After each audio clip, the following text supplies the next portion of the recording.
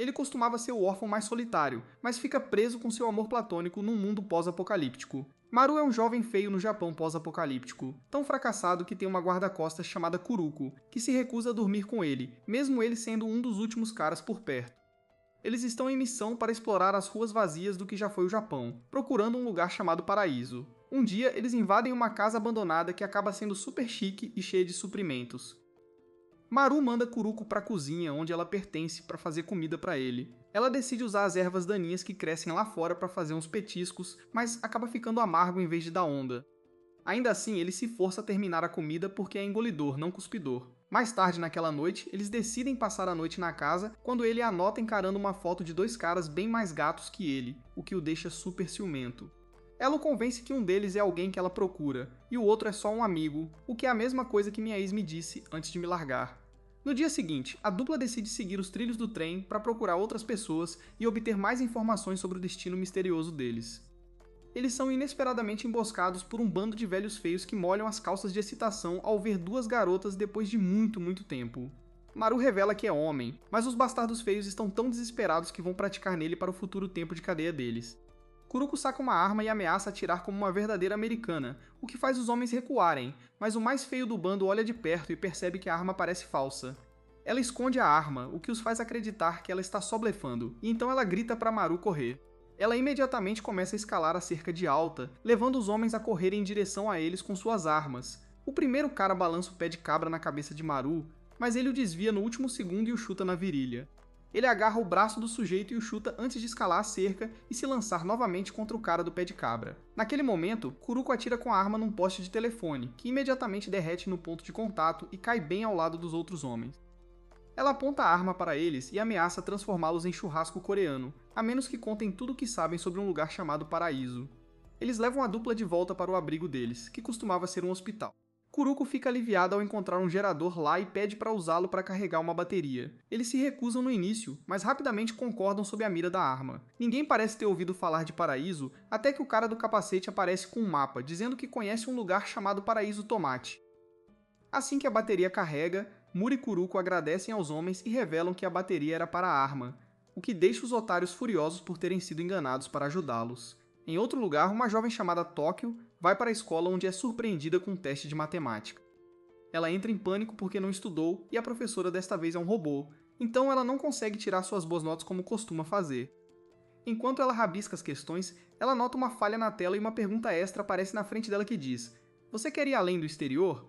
Após o exame, ela vai falar com sua amiga Mimi Haim sobre um incidente estranho.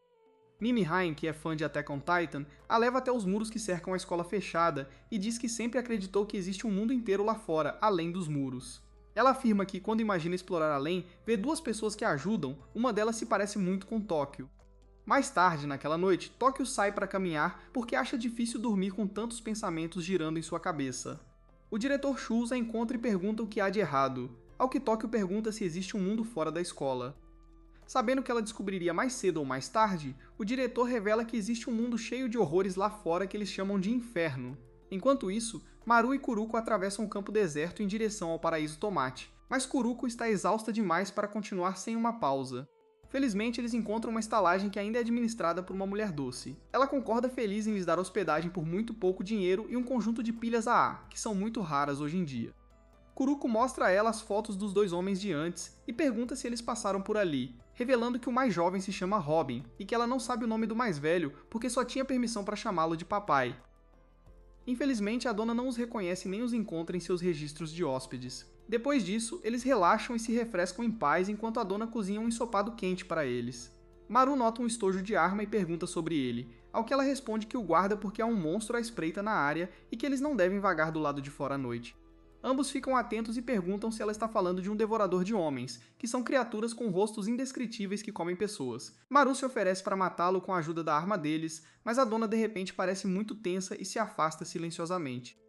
Mais tarde naquela noite, ela lhe serve o delicioso ensopado de javali que eles devoram gratamente enquanto ela pergunta de onde eles vieram.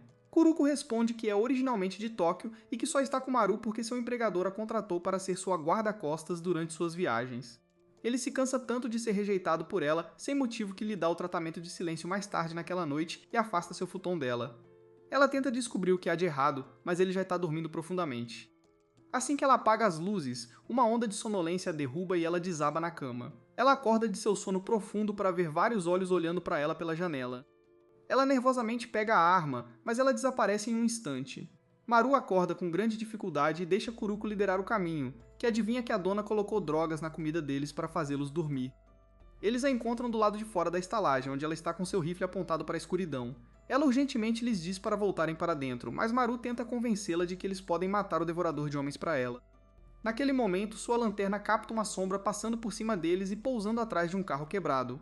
Depois de perderem a fera de vista, ele e Kuroko viram as costas um para o outro e circulam com suas lanternas. De repente, uma luz azul passa zunindo na direção deles e quase bate na Kuroko. Eles se veem cara a cara com um monstro gigante alado com um rosto em forma de estrela. Maru joga um barril nele, mas ele é destruído antes mesmo de chegar perto do pássaro do pesadelo, fazendo-o perceber que ele tem partes longas como chicotes. Ele se afasta do feixe da lanterna e corre direto para ele, mas Kuroko, por sorte, o empurra a tempo. Os chicotes acabam atingindo o carro, o que faz com que ele exploda. Enquanto a fera se recupera da explosão, Maru diz a Kuroko que o devorador de homens tem 3 chicotes em cada braço, dos quais eles precisarão se livrar para que ele possa chegar perto o suficiente para matá-lo. Enquanto discutem quem vai primeiro porque ambos são os mesmos, o pássaro furioso decide por eles, encurralando-os em seu esconderijo. Eles correm para salvar suas vidas até que Kuroko encontra uma curva onde mudam de direção, permitindo que ela se vire e dê um tiro perfeito com sua arma, que destrói um dos braços e asas da fera. Em seguida, Maru pisca a lanterna para atrair o Piro Feio, enquanto Kuroko se esconde atrás de um caminhão para dar outro tiro nele. Enquanto ele caminha lentamente em sua direção, ela mira seu segundo tiro, mas bem quando ela está prestes a apertar o gatilho, a dona a agarra fazendo com que ela erre. Ela rapidamente prepara outro tiro, mas a arma falha. A dona corre até a fera como se para protegê-la, e grita para eles pararem porque a fera é o filho dela. Ela explica que seu filho foi devorado pelo monstro. Mas depois disso, ele tomou conta do corpo dela. Kuroko tenta fazê-la sair de seu delírio, mas a dona insiste que o monstro a protege e até a salvou quando ela foi atacada no passado. Para a surpresa de Maru, Kuroko decide acreditar nela, e eles observam enquanto ela gentilmente segura o rosto do monstro. Por um tempo parece que eles se entendem, mas de repente a fera solta seus chicotes e a corta em pedaços instantaneamente. Kuroko aponta calmamente que a fera só pode balançar seus chicotes em uma direção, então há uma pausa entre seus ataques. Maru fica perturbado com o quão despreocupada ela está em ver um ser humano ser devorado, mas se cala depois de ver uma lágrima cair em sua bochecha. Ele a enxuga como um campeão e diz a ela que vai matá-lo agora. Ele se aproxima lentamente até que a fera termine seu jantar e balance seu chicote em sua direção. Depois disso, ele corre em direção a ela, cronometrando suas esquivas com os intervalos entre seus ataques. Ele agarra firmemente uma de suas pernas e pressiona a palma da mão sobre sua carne, o que lhe permite usar seu poder especial de invadir o interior do devorador de homens e esmagar sua parte vital chamada núcleo, matando-o instantaneamente. No dia seguinte, ele e Kuroko continuam sua jornada em direção ao Paraíso dos Tomates, chegando a uma cidade que havia sido completamente inundada por vários metros de água durante o grande desastre. Eles usam uma jangada para remar em direção ao seu destino, que fica do outro lado da água. Assim que chegam ao outro lado, encontram um campo gigante de plantações, mas ainda não está claro se este é o paraíso que eles procuram. Maru explica que sua missão é encontrar alguém que se pareça com ele no paraíso e injetá-lo com uma droga que ele recebeu porque ajudaria a todos, mas ele não sabe o que isso significa. Logo depois, eles são recebidos pelos amigáveis moradores da área que os convidam para conhecer o líder chamado Kukasabi. Ele e sua esposa dão um discurso de boas-vindas típico de qualquer culto, explicando sua terra como refúgio para pessoas que querem viver uma vida simples após a tragédia apocalíptica. Maru engole tudo, mas Kuroko permanece alerta porque algo sobre o lugar parece estranho. De repente, um homem grita que reconhece Kuroko, alegando que ela se parece exatamente com uma piloto de corrida famosa chamada Kuroko.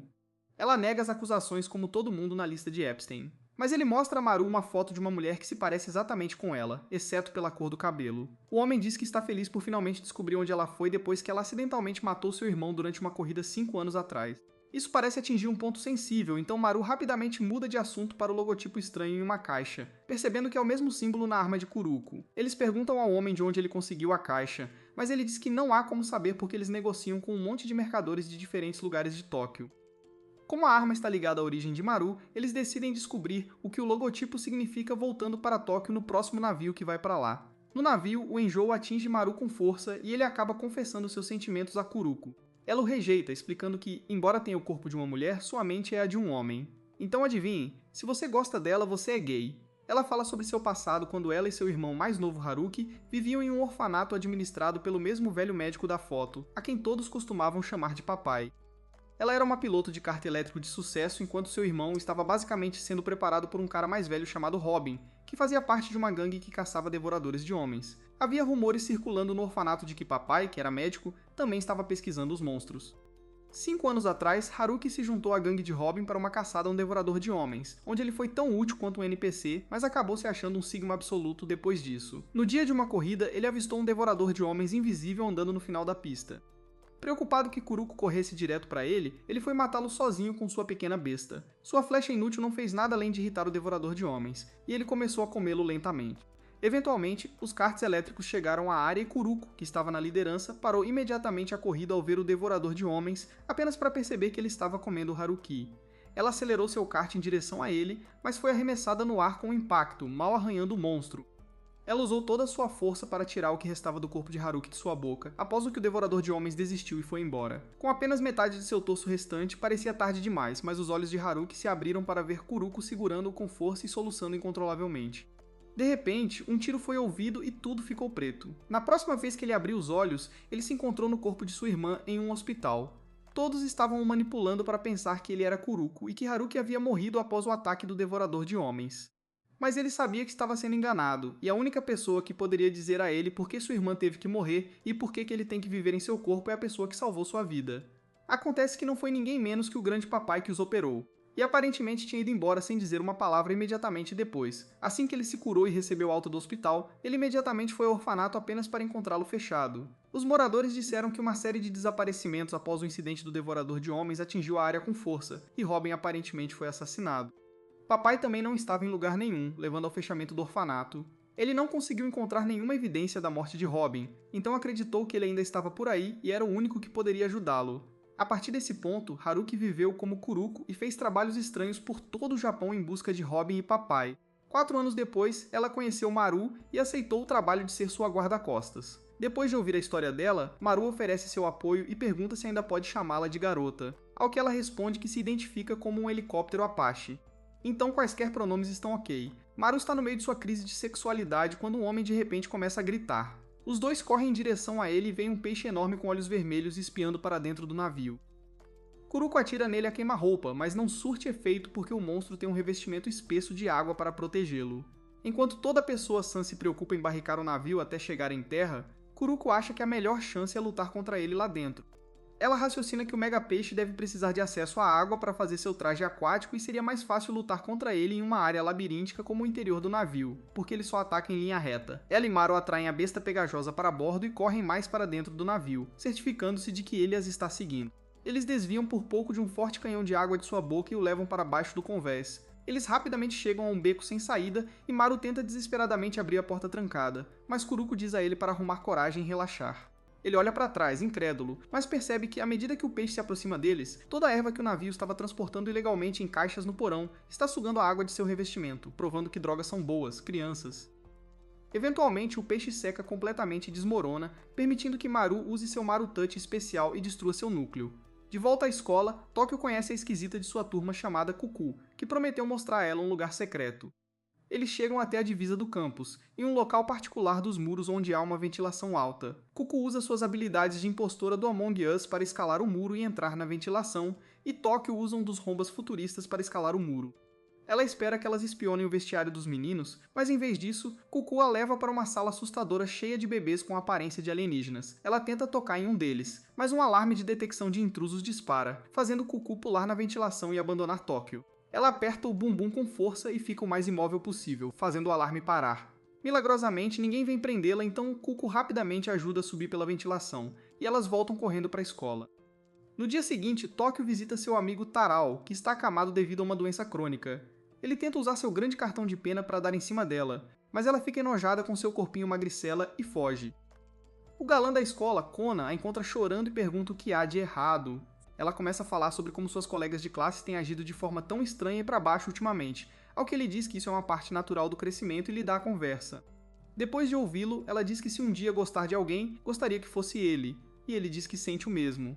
Enquanto isso, a rejeição atinge índice alteral tão forte que ele entra em estado crítico naquela noite e pede às autoridades que o deixem ver Tóquio em particular. Ela corre para o quarto dele, e assim que ficam sozinhas, ele sussurra que ela deveria fugir daquele lugar porque é perigoso. No dia seguinte, Tero é declarado morto e um funeral é realizado para ele na praça.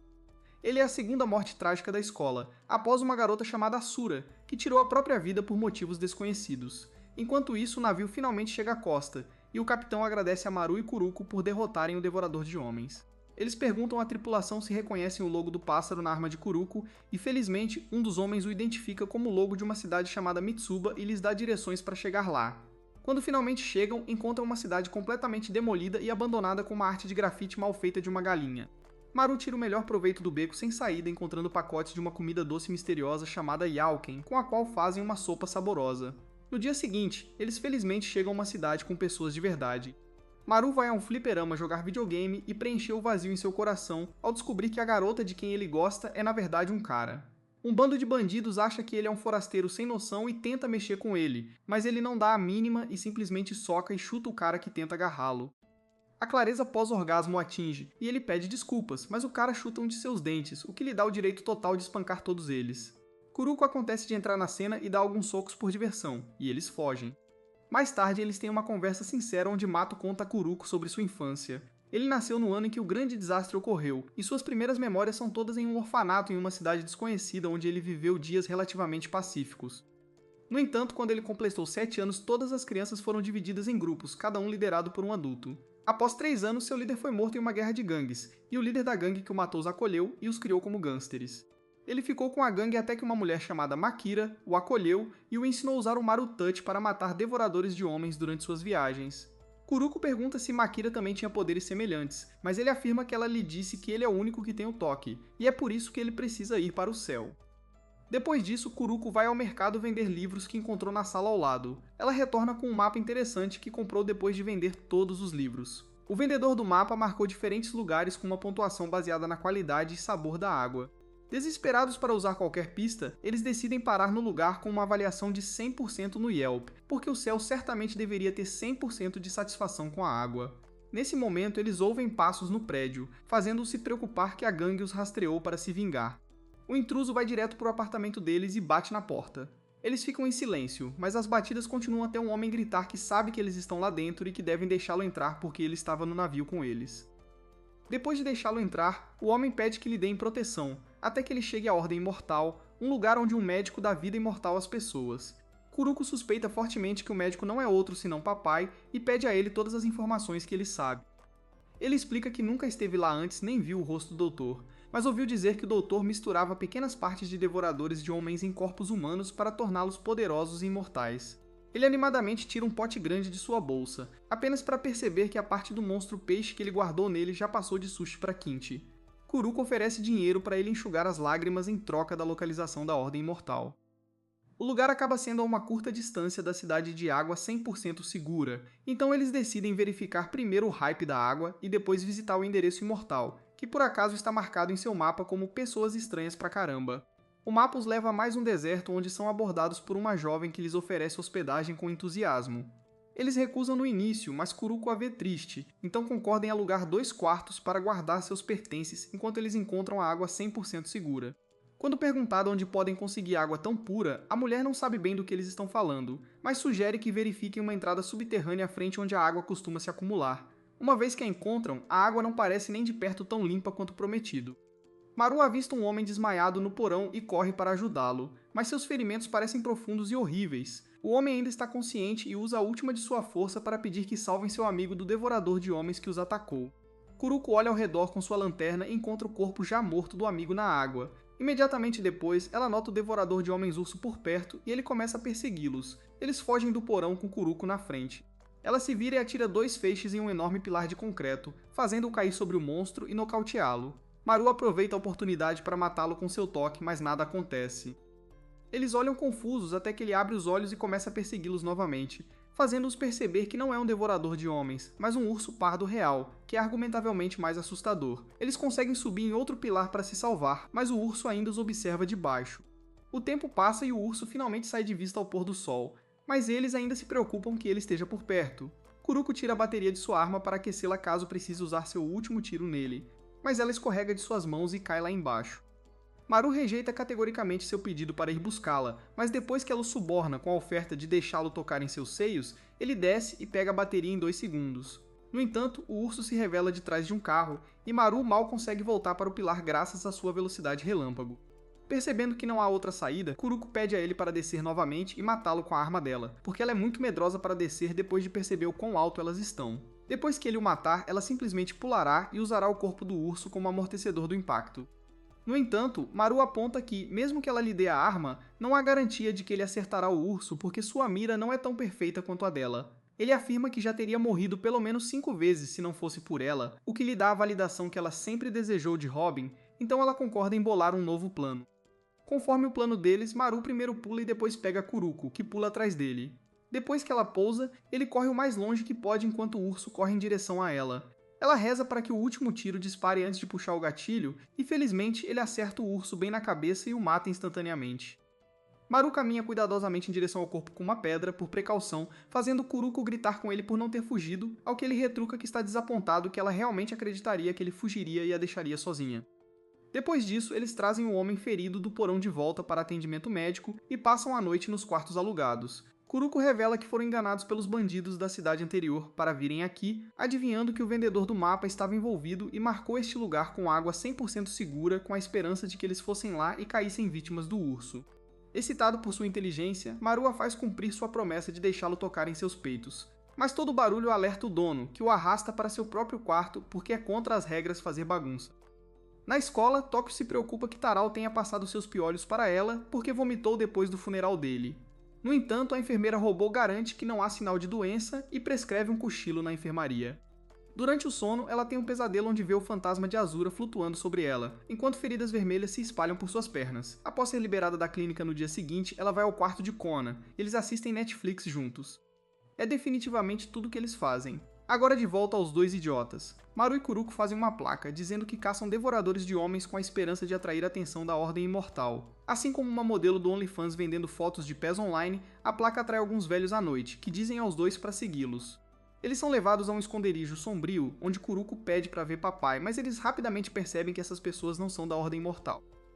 Eles revelam que são um grupo humanitário chamado Livamoon, que está trabalhando contra a Ordem porque eles operam sob o disfarce de um hospital, mas usam seus pacientes para experimentos humanos, onde tentam juntar peças de máquinas em pessoas com o provável propósito de eventualmente descobrir como transferir cérebros humanos para máquinas.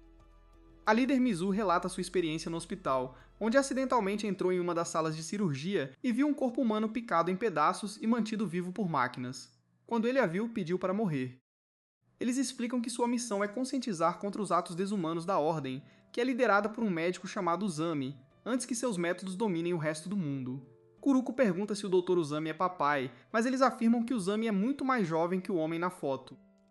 Ela lhes diz que ouviram que a Ordem transplanta partes de devoradores de homens em humanos, o que se revela uma nova informação para eles. No entanto, isso faz todo sentido para eles porque sabem que a Ordem tem mantido um devorador de homens em seu porão. Eles revelam que o motivo pelo qual chamaram a dupla aqui é porque viram o sinal deles e queriam pagar para que eles o matassem. Kuroko aceita imediatamente a oferta, mas Maru acha que ela não está sendo tão ponderada quanto costuma ser porque está muito focada em encontrar papai e obter justiça para sua irmã morta. No dia seguinte, Maru e Kuroko se preparam para sua missão, enquanto ouvem Mizu reunir seu grupo do lado de fora do prédio da Ordem Imortal. Assim que se transforma em uma grande manifestação, ela serve como distração, permitindo que Maru e Kuroko se infiltrem no porão pela entrada dos fundos, que é guardada por um homem que também faz parte do Livamoon.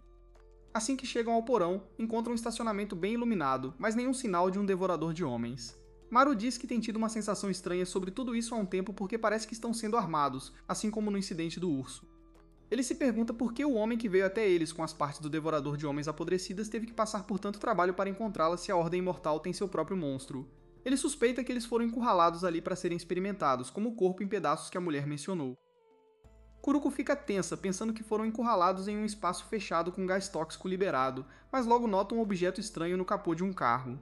Pelo seu formato vagamente animal, eles deduzem que é um devorador de homens adormecido e de fato, depois que Maru toca, ele detecta seu núcleo e o esmaga. Eles relaxam ao perceber que suas suspeitas se provaram erradas, mas logo descobrem outro devorador de homens adormecido. Eles vasculham todo o estacionamento para matar os monstros um por um e, eventualmente, encontram um devorador de homens gigante e nojento adormecido. Eles acham que todos os pequenos nasceram do gigante, mas Maru ainda não entende por que estão congelados. Kuroko explica que quando os devoradores de homens estão à beira da morte, eles fingem de mortos para conservar a energia, o que significa que nunca foram alimentados desde que foram mantidos ali. Sua presença é detectada pelos devoradores de homens adormecidos, e um dos pequenos sai de seu estado de coma. Kuruko atira nele, mas erra e o perde de vista. Ele reaparece do chão bem na frente dos pés dela, e ela escapa por pouco de seu alcance. Vários emergem das paredes ao mesmo tempo e os atacam, fazendo com que Maru seja imediatamente dominado. Kuruko tenta lutar e atirar neles, mas seus raios não têm efeito. Um deles rasteja sobre ela e usa suas partes metálicas da boca para morder seu braço direito. Ela começa a sangrar e perde a consciência. Quando ela abre os olhos novamente, encontra Maru fazendo respiração boca a boca. Ele tenta acalmá-la, garantindo que não há nada ali. Ela tenta se recompor e se pergunta se alucinou tudo. Maru explica que ela simplesmente começou a atirar do nada e a se debater violentamente depois de ver o devorador de homens gigantesco e bizarro. Depois de fazê-la descansar, ele vai matar todos eles. Assim que termina, um homem com tapa-olho se aproxima deles e pede que matem outro sujeito para ele. Antes de concordarem, eles perguntam quem ele é, ao que ele revela ser o Dr. Ryuzami. Eles o seguem para cima para encontrar um hospital modesto para pessoas feridas com partes protéticas que parecem respeitar o Dr. Ryuzami. Antes de levá-los para dentro de uma sala, ele pede que tentem matar a pessoa dentro da mesma forma que Maru matou os devoradores de homens adormecidos. Uma vez lá dentro, ele abre as cortinas para revelar um corpo em pedaços sendo mantido vivo por máquinas, da mesma forma que Mizu descreveu. Kuruko pergunta por que ele não desligou as máquinas dessa pessoa se queria que ela morresse. O doutor responde que se o fizesse, ela se transformaria em um daqueles monstros que eles encontraram no porão. Ele afirma que os devoradores de homens são ex-humanos que se transformam em monstros após serem infectados por uma doença mortal. Ele tem tentado prolongar a vida de humanos infectados antes que se transformem em monstros, cortando as partes afetadas. No entanto, os pacientes sempre recaem, levando a uma cadeia de amputações e substituição de máquinas até que o corpo atinja seus limites. Ele pede a Maru para tentar matar esta paciente chamada Hashio, com seu toque especial para que ela possa morrer como humana. Maru a toca e imediatamente sente seu núcleo, confirmando que ele pode fazer o trabalho. No entanto, antes de concordar, ele pergunta o que Hashio quer.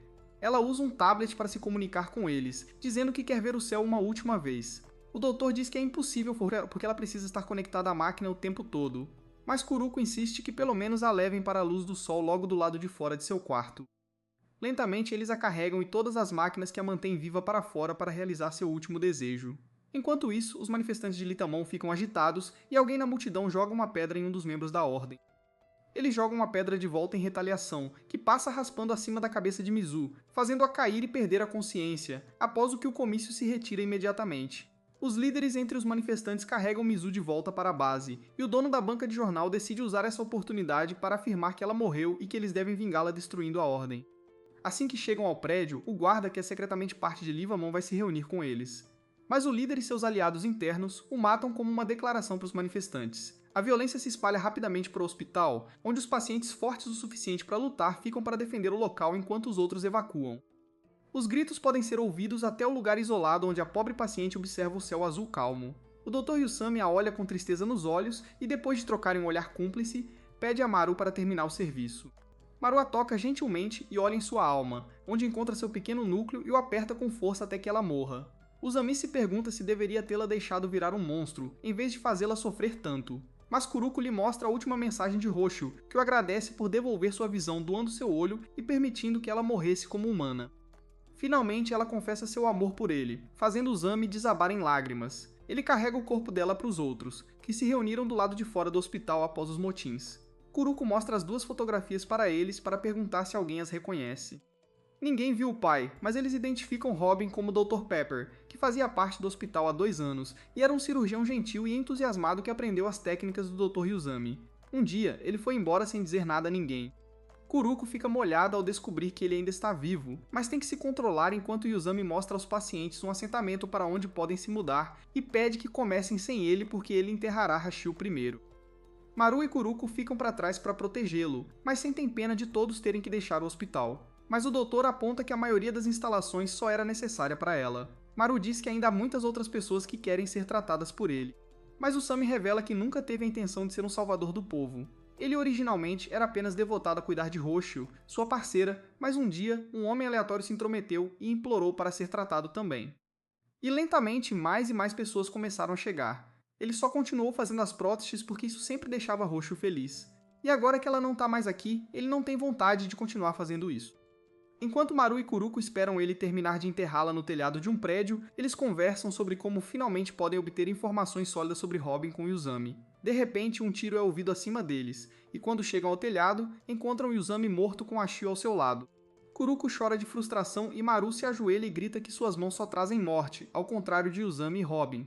Kuroko imediatamente agarra suas mãos e diz a ele que ele salva mais vidas do que ele imagina ao matar devoradores de homens. Depois de se acalmarem, eles descobrem que Yuzami está segurando um botão com o mesmo logo de pássaro da arma de Kuroko. De volta à escola, Kano observa Tóquio dormir em seu colo e se lembra de quando Azura estava viva. Naquela época, ele e Azura eram super próximos e faziam tudo juntos, apesar de sua aparência feia. Ela tinha poderes especiais como levitar do chão e curar feridas, e ajudou Kano a aprender a usar seus próprios poderes, que era ver coisas fora de seu corpo. Ele usou esse poder para fazer desenhos bonitos de criaturas estranhas. Um dia, Azura entrou em seu quarto e disse a ele que havia aprendido o motivo de seu nascimento e, portanto, deveria se despedir dele. Ela desapareceu sem dar mais explicações. Mas ele sabia que algo estava errado, então saiu correndo de seu quarto para ver o corpo dela morto. Depois que ela morreu, ele não sentiu nada além de tristeza, e Tóquio foi a única a ficar ao seu lado e continuar o incentivando a desenhar. Depois de pensar naqueles dias, ele sente uma súbita e aguda sensação de pavor, e tem a percepção de que quem quer que tenha matado Asuro estava vindo atrás de Tóquio em seguida. No dia seguinte, Tóquio é chamada à enfermaria novamente para um check-up de acompanhamento, e mesmo que a enfermeira assegure que ela não tem nada com o que se preocupar, ela é colocada em uma cadeira de rodas e começa a ser tratada como uma criança de um desejo. As outras crianças da turma são informadas que não verão Tóquio por um tempo. No inferno, Kuroko e Maru percebem que o paraíso que ele procurava é o mesmo lugar de onde ele, Uzami e o logo do pássaro compartilham suas origens. Claro, eles não têm ideia de onde isso é, então eles apenas vagam sem rumo. Ele mostra a ela que o dente quebrado de alguma forma cresceu de volta, apesar de ser um dente permanente. Eles não têm tempo para processar isso porque um terremoto repentino atinge a área, o que faz com que um prédio próximo desabe. Eles vão avaliar os danos e levam um susto com um lunático hippie local chamado Juishai, que age como uma cachorra submissa para eles porque pensa que são capangas. Isso ofende ambos porque ele parece alguém que é muito mais provável de ser um traficante de órgãos. Kuroko mostra a ele as fotos e o logo e pergunta se ele sabe algo sobre eles ou o paraíso. Ele insinua que sabe algo sobre o logo, mas como ele é um intermediário de informações, ele só dirá se eles derem a ele a arma de Kuroko. Quando eles recusam, ele rapidamente muda de ideia para dizer a eles se eles permitirem que ele sugue seu tempo e dinheiro. Antes de lhes dizer qualquer coisa, ele reposiciona seu carro a cerca de 1 metro de onde estava originalmente e age como se nada tivesse acontecido. Primeiro, ele lhes dá uma pequena amostra explicando as 3 teorias que tentam explicar o que causou o grande desastre. A primeira é que um asteroide atingiu a Terra, impactando o mundo inteiro, assim como o que matou todos os dinossauros. A segunda, feita pela History TV, é que os devoradores de homens são na verdade alienígenas do espaço sideral que invadiram a Terra. E finalmente a teoria da guerra, que afirma que um ataque terrorista no Japão deu início a uma guerra que levou ao uso de alguma arma desconhecida de poder inimaginável. Depois disso, ele ameaça ir embora até que eles paguem mais dinheiro. Em seguida, ele lhes conta uma história de terror de sua própria vida. Quando ele tinha apenas 12 anos, ele se deparou com uma cidade administrada por mulheres dominadoras e barricada por muros. Se homens entrassem acidentalmente, eles seriam mortos, exceto em raras ocasiões em que gostavam dos rostos dos homens o suficiente para mantê-los como animais de estimação que eles usavam para fazer todas as tarefas e ter filhos. Eventualmente, um casal de 2 mulheres o escolheu para ser o pai de seu filho. Mas infelizmente, a criança acabou sendo um menino. Como todos os bebês do sexo masculino eram mortos, ele e as 2 mães decidiram fugir juntos, mas foram pegos e apenas ele conseguiu escapar.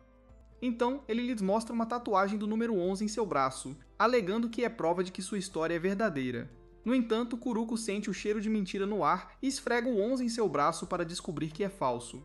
Ela aponta a arma para ele e ameaça atirar se ele não sair imediatamente. Depois que ele foge com seu carro, ela explica a Tamaru que ele estava agindo de forma muito estranha e que ele deve ter reposicionado seu carro antes de falar com eles para esconder algo. Com certeza, a parede que estava sendo escondida pelo carro tem uma placa com o número do apartamento 2F, que se chama Takahara Academy e tem o logo do pássaro ao lado. Uma vez que entram no apartamento 2F, eles o encontram completamente abandonado e em ruínas, mas está cheio de caixas com o mesmo logo. Maru começa a perder a esperança de que o logo tenha algo a ver com de onde ele vem. Mas Kuroko encontra uma carta da Teikata Academy que descreve a academia como uma espécie de santuário e escola para órfãos, que promete protegê-los do mundo exterior do inferno. O uso da palavra inferno a faz acreditar que a academia ainda é uma pista que vale a pena seguir e que eles devem verificar as 2 instalações mencionadas no folheto. Ambas as instalações estão longe, mas felizmente, Juti retorna com seu carro e se ajoelha implorando por misericórdia. Ele mostra outra tatuagem de 11 em seu ombro e diz que sua história era verdadeira, e que ele pretende descobrir o que aconteceu com seu filho, razão pela qual ele primeiro pediu a arma de Kuroko. Depois que Maru confirma que a tatuagem é real, eles concordam em acompanhá-lo em sua viagem para a cidade murada, já que é muito perto da instalação de Ibaraki no folheto. Assim que chegam ao fim de sua longa viagem, Jushai dá a Maru uma peruca para parecer uma garota, a menos que ele goste de ser um animal de estimação dominatrix, o que deixa Kuroko com ciúmes porque ela não é mais a armadilha mais bonita. Eles caminham em direção à chamada Cidade Murada, mas encontram uma grande entrada desprotegida. Ao entrar no prédio principal, eles o encontram abandonado há muito tempo, mas deixado em um estado como se todos tivessem desaparecido no ar. Contudo, na escola mantido em boas condições, Kuroko encontra o diário de alguém com entradas diárias que param abruptamente em uma determinada data, mas se distrai quando um frio repentino se espalha pela sala. Ela vê uma grande esfera de água flutuando em direção a Maru, que está de costas. Ela o empurra para fora do caminho bem a tempo, mas a temperatura da sala continua a cair até que a água no chão se transforma em gelo e começa a se espalhar por toda parte. Ela fica congelada em sua posição agachada enquanto o gelo a cobre e ela implora a Maru para encontrar o Devorador de Homens porque seus olhos estão congelando. Maru também está quase totalmente congelado, mas vislumbra um Devorador de Homens em forma de aranha no último segundo e grita para ela que ele está no teto. Kuroko e Maru usam o resto das forças para mirar a arma no teto e atirar um raio. No instante, o gelo some e parece verão de novo. Mesmo assim, ouvem a aranha se mexendo no andar de cima, então saem correndo. Mas Kuroko para de repente, pois tem uma ideia. Ela enche a boca d'água e corre para onde a aranha está, tentando provocar um ataque. A aranha aparece numa das janelas e lança outra bolha d'água nela. Enquanto a bola d'água começa a congelar lentamente, Kuroko cospe a água da boca, quebrando a bolha e fazendo congelar antes de chegar nela. Isso confirma sua suspeita de que essa devoradora tem um certo alcance onde seus ataques são eficazes. E assim, ela corre destemidamente em direção a ela para diminuir a distância e dispara um raio. O corpo da devoradora se divide em duas partes e metade dela escapa. Maru desce para matar a devoradora, mas não encontra seu núcleo na parte da cabeça que caiu, o que significa que ela provavelmente ainda está viva e se mexendo com a outra metade. Vendo que a cidade está há muito tempo deserta, elas decidem que não tem escolha a não ser seguir em frente. Elas dizem a Juti com muita dificuldade que não encontraram nenhuma pista sobre o paradeiro do filho dele. Mas a devoradora deve ter feito da escola seu ninho bem depois que o prédio foi abandonado. Bem quando Juti parece perder a esperança, dois homens se aproximam dele e o cumprimentam como Javali 11. Ele olha para cima e os reconhece como colegas Javali número 6 e 9, de sua época na academia. Eles dizem a ele que seu filho está vivo e que todos estão morando em outro lugar agora. Enquanto os levam para lá, eles explicam que uma noite, cerca de um mês depois que ele fugiu e as mães foram executadas, o filho dele começou a chorar. Os homens tentaram coletivamente calá-lo, com medo que as mulheres ficassem irritadas e o matassem. Mas foi nesse momento que a devoradora invadiu a escola. Como eles estavam acordados por sorte, escaparam pelo buraco que a devoradora fez para entrar na cidade murada, mas o resto não conseguiu sair. Jushai tem um reencontro emocionante com seu filho Jugo, que mal tem idade para ficar em pé sozinho. Maru e Kuroko são bem-vindos na Brosfera e todos fazem um churrasco saudável para comemorar. Assim que as luzes se apagam, todos dormem em futons separados, a 1,5 metro de distância, porque sem homo, e tudo parece estar indo bem, até que o quarto de repente fica gelado. Kuroko imediatamente se levanta depois de reconhecer a sensação familiar da escola e grita para todos evacuarem a casa, porque estão sob ataque da devoradora. Todos, exceto o líder Jushai e Jugo, saem da casa. Mas felizmente o líder aparece carregando a criança e arrastando Jushai, que está inconsciente. Kuroko pega o bebê e foge o mais rápido que pode, depois de dizer aos outros para fazerem o mesmo.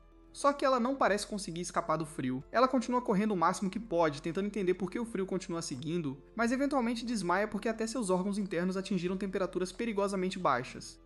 Maru corre atrás dela, pega Jugo de suas mãos e o deita longe dela. O gelo imediatamente começa a derreter e ela começa a se sentir melhor. Ela se levanta rapidamente para tentar salvar o bebê do frio, mas Maru, de forma confusa, tenta impedi-la. Ela não acredita que ele vai deixar a criança morrer, mas ele afirma que Jugo é a devoradora, explicando que pode sentir sua presença dentro dele. Eles se viram para ver Jugo emergir da cúpula de gelo que se formou ao redor dele e começar a chorar, o que faz o frio desaparecer.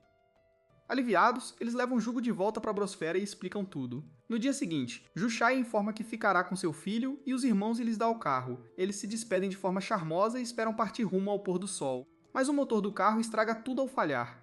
Mais tarde naquela noite, Jushai mata o Javali número 9 a sangue frio porque foi ele quem alertou as dominatrizes quando ele e as mães de Jugo tentaram escapar. Levando as execuções das mães, ele pega o carro dos irmãos e foge novamente, mas desta vez com Jugo.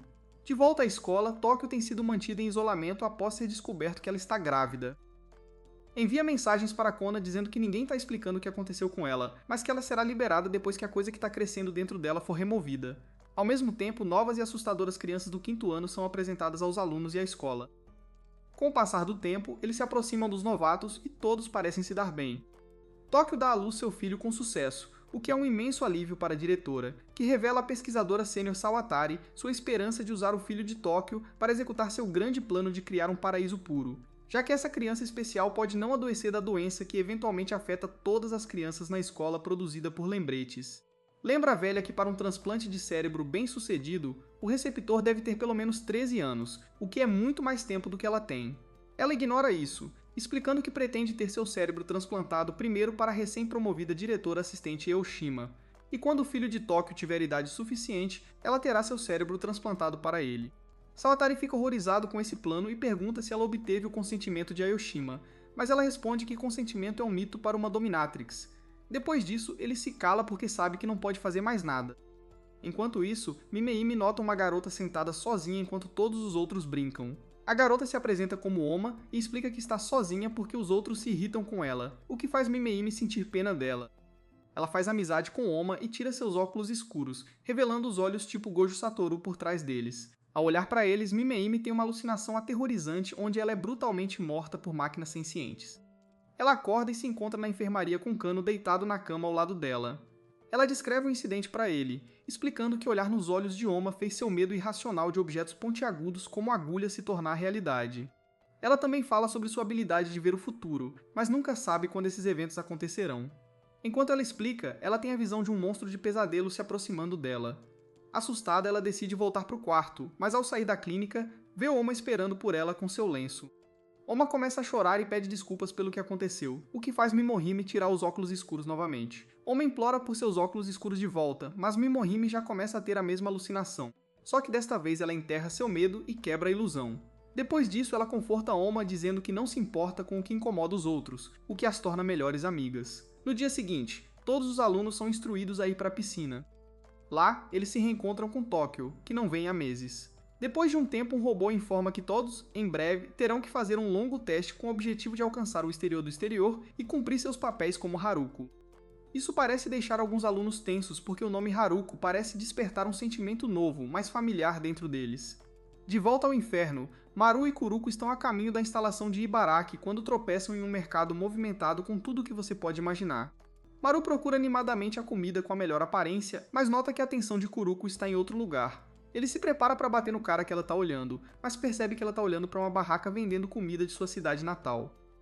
Ela volta ao normal em um segundo e pede 2 porções de ensopado para eles, mas o homem se recusa a aceitar dinheiro porque é ilegal usar a moeda do Velho Mundo na cidade. Ele informa que eles podem se registrar como visitantes no Ministério da Reconstrução e receber 5 fichas cada um de graça. Maru nunca ouviu falar do Ministério da Reconstrução, então a sabichona Kuruko explica. Antigamente, quando ela vivia como Haruki, Robin contou a ela sobre as teorias da conspiração de que todos os desaparecimentos misteriosos em sua cidade eram na verdade abduções por um suposto Ministério da Reconstrução, que acolhia pessoas com habilidades para reconstruir a civilização humana. Isso prova que o Ministério é real, e eles já são bem-sucedidos em seu objetivo. Elas vão para o prédio do Ministério, onde são obrigadas a preencher centenas de formulários estúpidos e tirar suas fotos, depois do que recebem 10 moedas no total. Como eles têm registros de todos na cidade, Kuruko mostra as 2 fotografias ao homem na mesa e pergunta se ele os reconhece. O homem aponta para Robin e pergunta o nome dele, e depois que ela diz a resposta correta e diz que é família, ele confirma que ele está realmente aqui. O recepcionista faz uma ligação e diz a ela que pode encontrá-lo na grande estação de filtragem em 2 horas. Imediatamente, seu coração começa a acelerar enquanto Maru se afasta e vira as costas para ela. Enquanto caminham para onde vão ficar, ela fala alegremente sobre a grande personalidade de Robin enquanto ele a trata. Eventualmente, ele diz a ela para calar a boca e que entendeu a dica de que ela quer encontrar seu Butacol sozinha, então ela deve ir em frente. Ela garante que voltará logo com leite e corre para a estação onde vê Robin e grita seu nome. Quando seus olhos se encontram, ambos começam a chorar. No mundo exterior, Kuruko explica tudo a Robin, incluindo que ela é uma armadilha, o que Robin acha difícil de acreditar, mas aceita depois de notar que seus maneirismos são como hierarquias. Ele explica que deixou sua cidade natal para procurar o papai depois que ele desapareceu e acabou no hospital do Dr. Uzami, onde estava ajudando as pessoas até 2 anos atrás, quando encontrou este lugar. Ele a leva para conhecer a estação, explicando que é uma instalação construída para filtrar água do rio próximo, mas também está sendo usada para pesquisar plantas e reviver a ciência da agricultura, já que a maior parte do conhecimento sobre engenharia genética foi perdida. Depois que eles cultivaram com sucesso algumas plantações em campos fertilizados, muitas pessoas começaram a se estabelecer aqui, incluindo o Ministério da Reconstrução, tornando uma cidade autossuficiente com eletricidade. Enquanto isso, Maru fica emburrado no apartamento sozinho e come por estresse depois de imaginar o que Kuroko e Robin podem estar fazendo. No céu, o caos se instala, começando com o sistema mina e os servidores sendo desligados. De repente, o teto da escola desaba e explosões ocorrem, destruindo os prédios. A diretora é a primeira a fugir, revelando que estava fingindo sua deficiência o tempo todo porque é apenas preguiçosa. Os alunos correm para salvar suas vidas com Mimi-Hai na frente, que ordena a todos que se abriguem na piscina. Ela notou um buraco nas paredes que ela quer verificar, e seus amigos se oferecem para ir com ela. Kano escolhe ficar para trás e garantir que todas as crianças mais novas sejam levadas para um local seguro, após o que ele procurará por Tóquio. Mimi-Hai e seus amigos rastejam pelo buraco para encontrar um novo e vasto mundo fora de sua escola, que tem um teto tão ilimitado que Mimi-Hai desmaia ao vê-lo. Depois de clarear a cabeça, eles percebem que isso pode fazer parte do teste para alcançar o exterior do exterior como Haruko. Então eles decidem explorar passando por uma fresta na cerca que os cerca. Assim que entram na floresta densa à frente, eles são assustados por grandes insetos voadores e pássaros. Memihime acredita que todos deveriam ver isso, então ela decide voltar com um cara chamado Shiro e trazer todos, incluindo Tóquio. Mas o cara chamado Taka e seu grupo continuam sozinhos. Mimi-Hai e Shiro caminham direto para o que deveria ser a escola, mas não conseguem mais encontrar a cerca. Eles chegam a uma área íngreme e desconhecida onde ela pode ouvir o som de água corrente. Então eles a seguem para encontrar um rio abaixo do penhasco em que estão. Shiro adivinha que o rio está fluindo para longe da escola, então ele recomenda que eles o sigam rio acima. Mas de repente o chão sob Mimi-Hai cede e ela despenca. Shiro salta atrás dela sem hesitar e a agarra no ar para suavizar a queda, mas se machuca gravemente no processo. Ela grita com ele por ser tão imprudente, mas ele confessa seu amor por ela e promete salvá-la sempre, não importa o que. Depois de ouvi-lo, ela começa a chorar e arranca um dos botões de seu uniforme, que tem o logo do pássaro, e o dá a ele. Não é o pássaro que ele realmente queria, mas serve por enquanto. Enquanto isso, por dentro, Ayashima declara a Sawatari que iniciará o projeto Noah, que tem como objetivo proteger as crianças. Ela pede a Sawatari que entregue o filho de Tóquio a ela, mas ele não consegue diferenciar os dois bebês idênticos na instalação e escolhe qual é o dela usando Ini Mini Minimo. Ele e uma enfermeira vão ao quarto de Tóquio para explicar que ela estava grávida e que o bebê é dela e de Kona. Ela segura o bebê e o acha fofo. Então ela pergunta se eles podem contar a Kona também. De repente, a diretora entra na sala com sangue por toda parte e afirma maniacamente que vai ganhar. Ela caminha em direção a Tóquio como um paciente de manicômio que escapou de sua camisa de força e pede a Tóquio que lhe dê o bebê. Quando Sawatori entra no meio delas, ela comanda Mina para pegar o bebê para ela. Mina se transforma no exterminador e solta garras para pegar o bebê, fazendo a vida de Tóquio passar diante de seus olhos. Ela começa a sentir um poder oculto e solta uma explosão de força que faz veias crescerem por toda ela e o bebê. O diretor tenta tocá-la, mas as veias se espalham por ela também e uma luz ofuscante irradia do corpo de Tóquio. Lá no inferno, Maru passa 2 noites miseráveis sozinho, preocupado com quando verá Kuroko novamente. Quando ela não volta no terceiro dia, ele decide encarar a situação e ser o terceiro elemento com ela e Robin, só para saber que ela está segura.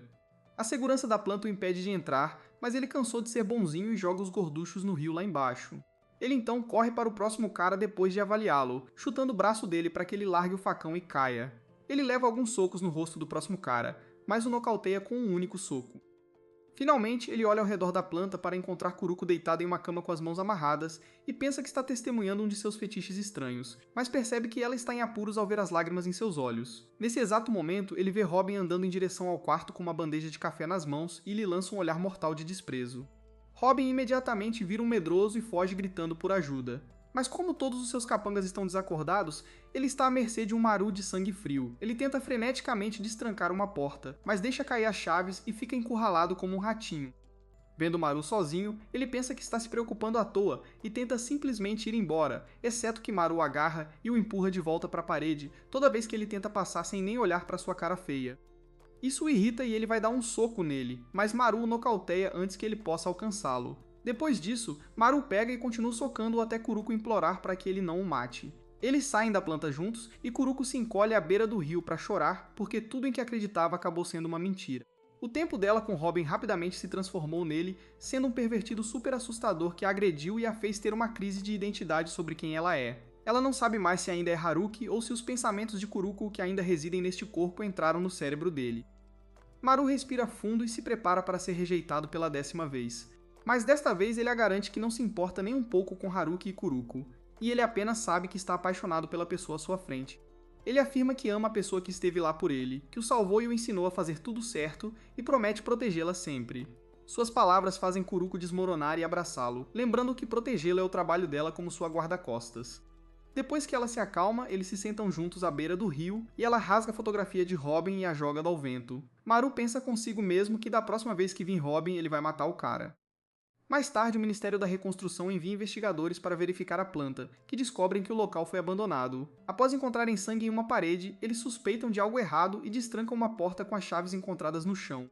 Ao acenderem suas lanternas, eles se deparam com a visão aterrorizante de uma mulher presa a um monstro. Eles tentam inspecionar a casca humana mais de perto, mas todos ficam bravos até o monstro começar a se contorcer. Enquanto isso, Kuroko e Maru aceleram em direção ao pôr do sol para continuar sua busca pelo paraíso. Se você gostou deste vídeo, vai adorar este idiota, que se torna o novo Senhor das Trevas e salva sua escola da destruição.